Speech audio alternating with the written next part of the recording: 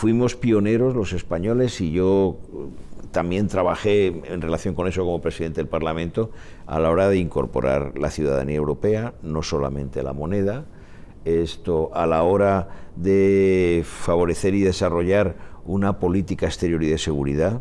Yo eso creo que todo este tipo de políticas tiene un acento muy español.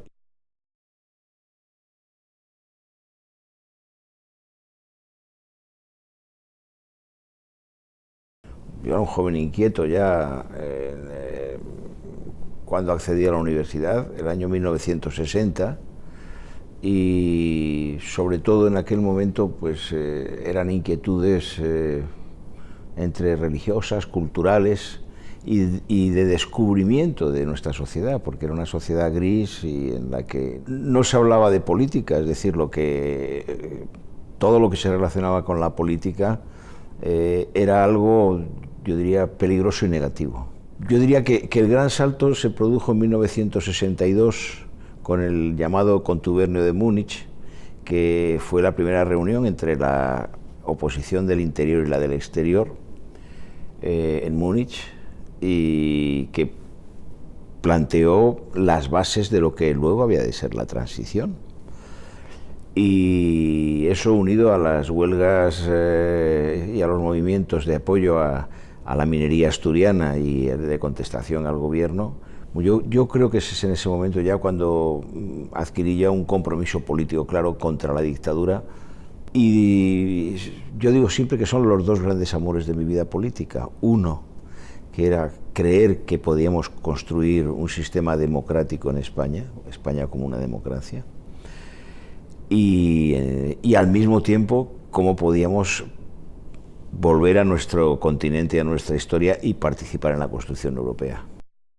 Fue uno de los momentos más bellos de mi vida política, pero precisamente porque es que nos acompañaba una sociedad española que estaba decidida a cambiar. Yo era el número 3 del Partido Socialista por Madrid, fue una de las grandes sorpresas de las elecciones. Todos los observadores, los servicios de inteligencia decían que esto iba a ser como la salida en Francia y en Italia de la Guerra Mundial, un gran partido demócrata cristiano y un gran partido comunista. Bueno, nosotros salió en primer lugar UCD sin mayoría absoluta y luego nosotros. Hay que recordar una cosa, y es que esas elecciones se convocaron para hacer la reforma del sistema dictatorial. Y la noche del 15 de junio de 1977 estaba muy claro que lo que queríamos era transformar el régimen y construir una democracia, y la hija de esa democracia es la Constitución. La valoración que cabe, aparte de la personal, que guardo un recuerdo muy intenso y muy vivo, yo creo que fue una legislatura muy exitosa, porque además hicimos la Constitución, establecimos las bases también de la reconciliación, e hicimos la Constitución económica, que no se suele decir, y empezamos por esa. Después de la guerra del Yom Kippur se había producido la primera gran crisis del petróleo. Las imágenes que había en televisión eran que en Europa la gente estaba en las autopistas caminando en bicicleta, porque habían tomado medidas muy rigurosas. En España no se tomaron. ¿Cuál era la consecuencia de eso? El principal, pues que a la altura del verano de 1977 teníamos un 40% de inflación, no había reservas, y luego además había una incertidumbre total, ¿no? Y luego una cosa más de fondo, aparte ya de la situación, digamos, en aquel momento, veníamos de un régimen que era un régimen profundamente injusto, además de dictatorial. Es decir, que la primera ley que entra en el Congreso, a final de junio, es la Ley de Medidas Urgentes de Reforma Fiscal. Había 20.000 declarantes de la contribución de la renta que venía de la ley Carner, que era de la República, del año 32, 20.000. Bueno, establecimos un impuesto general sobre la renta. En este momento hay, yo creo que más de 18 millones de personas que declaran. Pusimos las bases de un Estado que podía funcionar como un Estado social de derecho. Contribuyeron sobre todo a crear un ambiente de trabajo y de comprensión mutua que fue muy decisivo a la hora, pues, de superar lo que había sido una división cainita de la sociedad tanto tiempo. Lo curioso es que estábamos tan de acuerdo que no hubo apenas debate. La ponencia lo estableció y en comisión prácticamente no se debatió. Era y es una muestra del absoluto consenso que había en relación con la entrada en la comunidad. Nuestro fallo, si se puede decir, y creo que todavía hay que trabajar para repararlo, y yo insisto en eso, es que en el preámbulo no expresamos nuestra voluntad en relación con la construcción europea, de participar en esa Europa democrática. Pero estaba y está en el espíritu de toda la transición y de lo que hemos hecho después, y me parece que es una de las cosas interesantes que habría que añadir en el artículo 93, con otra más que es, ahora que somos miembros de la Unión Europea, el articular todo el proceso democrático de una manera que no parezca que Europa nos impone cosas, sino que participamos a través de las Cortes Generales en no solo en los tratados, sino en las grandes decisiones, con nuestra propia personalidad como socios importantes que somos. Hay que decir una cosa que, claro, hoy en día no se entiende, y es que hicimos la Constitución con la amenaza de un golpe de Estado como, diríamos, como un hecho cotidiano. Es decir, que existía un ambiente en el que, bueno, desgraciadamente, teniendo en cuenta nuestra historia, se pensaba que, bueno, que podía haber un golpe en cualquier momento. Y el golpe se produjo. Uno sintió una enorme frustración y decir, bueno, esto no tiene remedio. Yo recuerdo una cosa que me llamó la atención, y es que yo estaba en la fila detrás del gobierno. Y los miembros del gobierno estaban en el banco azul y normalmente con traje oscuro.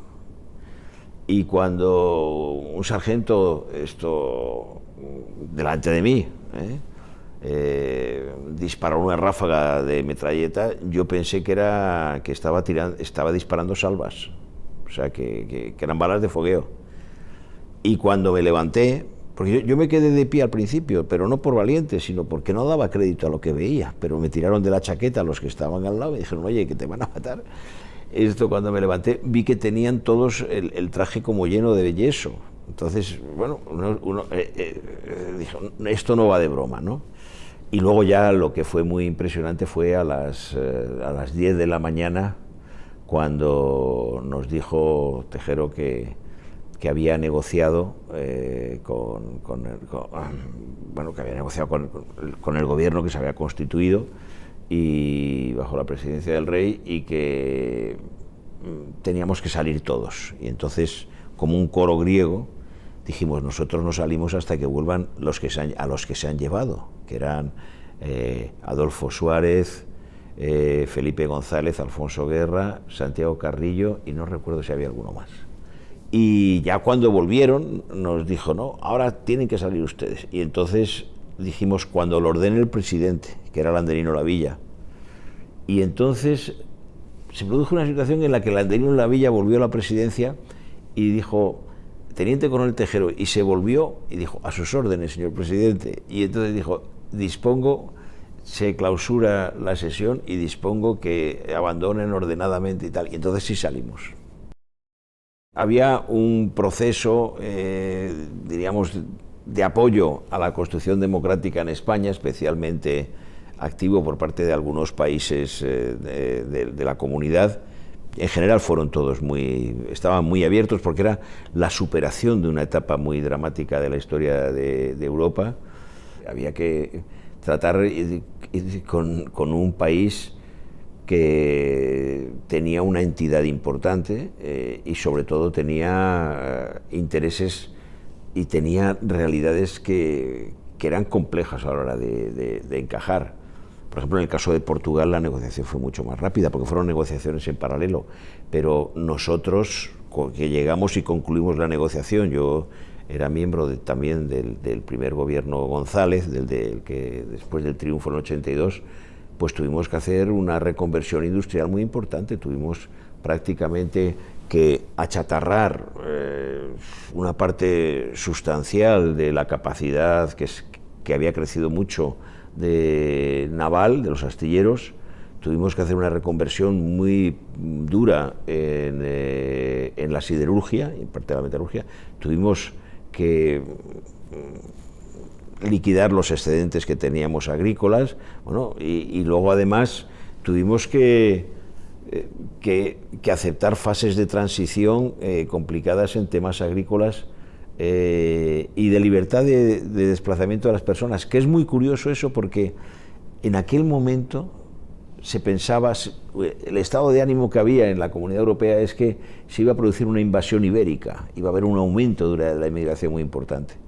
Lo que ha pasado es todo lo contrario, es decir, tenemos aproximadamente en este momento más de 2 millones de ciudadanos comunitarios viviendo en España. Nosotros lo que hicimos fue no poner las bases, negociar lo que luego fue un plan Marshall que no habíamos disfrutado, pero que se hizo también en parte con una dinámica muy positiva de la sociedad española. Fue un proceso muy rápido, yo no me imaginaba que podía ser presidente del Parlamento tan solo 3 años después de entrar. Casi nadie se lo imaginaba. Recuerdo que Paco Ordóñez, el que era ministro de Exteriores, me dijo, el día que me eligieron, me dijo: Enrique, es el primer puesto que sacamos en Europa fuera de cupo. Porque yo, aparte ya de lo que pueden ser pues las cualidades personales que uno pueda tener, creo que había varios factores. Uno de ellos es que yo era uno de los miembros de la generación de la transición y del equipo González. Eso en Europa era una cosa que se cotiza. Y luego, el que nosotros nos integramos, nos llamamos los prusianos del sur, pero nos integramos para trabajar, no solamente conseguir que nos ayudaran y a la modernización y tal, sino para trabajar en la construcción europea. Poco podía imaginar yo que me iban a elegir el día de Santiago del año 1989, el 25 de julio, en un momento en el que se percibía que empezaban a cambiar, que estaban cambiando las cosas. Ya se había producido en junio el primer corte en la alambrada que formaba parte del telón de acero entre Austria y Hungría. Yo estaba en Roma la noche, en visita oficial, la noche del 9 de noviembre de 1989, y me llamó un periodista de La Stampa, Marco Chaterín, y me dijo: presidente, ha caído el muro de Berlín, ¿puede hacer una declaración? Y yo le contesté, le dije: oiga, lo que usted dice que ha caído el muro, ¿es en sentido propio o figurado? Y me dijo: no lo sé. Dije: yo tampoco, deme por lo menos media hora. Entonces, no, se lo digo porque la gente que pensaba que podían cambiar las cosas así, que podía acabar la Guerra Fría y podía caer, bueno, el telón de acero, porque el muro era una parte del telón de acero, bueno, pensaban que eso podía producirse en un cuarto de siglo, medio siglo, en la hipótesis más favorable, más optimista. Y bueno, mi presidencia pues se define pues por la caída del muro de Berlín hasta Maastricht, el cambio de Europa y del mundo. Para España el balance es positivo, es decir, he dicho que supuso un auténtico no solo plan Marshall, sino que nosotros desarrollamos una tecnología que luego la han utilizado otros países que han entrado después, la cohesión en el sentido de hacer políticas que favorezcan y que permitan el desarrollo de lo que es una sociedad moderna en el terreno infraestructural, en terreno también de formación social. Yo creo que esa es una de las aportaciones importantes de España. Luego aportamos una riqueza importante de relaciones, en especial con todo el mundo americano, con todo lo que es Iberoamérica. Hay otro aspecto que no se suele mencionar tanto, y es que teníamos una visión muy clara de favorecer y de apoyar todo lo que fuera fortalecer la Unión Europea, la construcción europea, porque la Unión Europea nace con Maastricht. Por ejemplo, fuimos pioneros los españoles, y yo también trabajé en relación con eso como presidente del Parlamento, a la hora de incorporar la ciudadanía europea, no solamente la moneda, a la hora de favorecer y desarrollar una política exterior y de seguridad. Yo eso creo que todo este tipo de políticas tiene un acento muy, muy español. Y luego otra cosa, en España es de los pocos países en donde se ha mantenido una muy clara adhesión a la construcción europea hasta ahora, y yo espero que eso continúe, y además trabajo para ello. No hay movimientos, diríamos, de euroescepticismo, eurofobia y tal, sino que continúa habiendo. Somos conscientes de que hay que trabajar y favorecer y cambiar y hacer frente, sobre todo en un mundo como el de hoy, con una Europa unida y fuerte, pero me parece que ese es un valor importante que aporta España. Europa supo ser solidaria, nos ha abierto muchísimas perspectivas de modernización de nuestra sociedad, de apertura, de integración y incluso yo diría de valoración de nosotros mismos, o sea, de ruptura con ese mundo en el que, bueno, pues cuando salías de España con un pasaporte eras como de segunda clase, ¿no? Y eso yo sí creo que ha supuesto un cambio muy importante. No solamente ha puesto a España en el mapa, sino que ha hecho de España un país, bueno, de los países que cuentan en Europa y en el mundo. Hemos sido capaces de transformar profundamente nuestra sociedad, de hacer que la Constitución sea una Constitución apoyada de manera muy mayoritaria por nuestro pueblo. Hemos transformado el Estado de tal manera que de un Estado hipercentralista, autoritario y demás, hemos construido un Estado autonómico que para mí tiene una dimensión federal muy importante, y es un Estado democrático, con una transformación muy profunda de muchas instituciones, empezando por el Ejército, y yo creo que eso demuestra que la apuesta que hicimos en 1975 como pueblo, no digo como partido, sino como pueblo, eso ha funcionado y está profundamente anclado y con un apoyo masivo en nuestra ciudadanía. Y eso creo que es un éxito histórico, que además se ha acompañado pues con un periodo en el que, diría, en términos de prosperidad, de Estado social de derecho y de Estado de bienestar, pues no tenemos precedentes en nuestra historia. Eso también yo creo que forma parte de ese balance.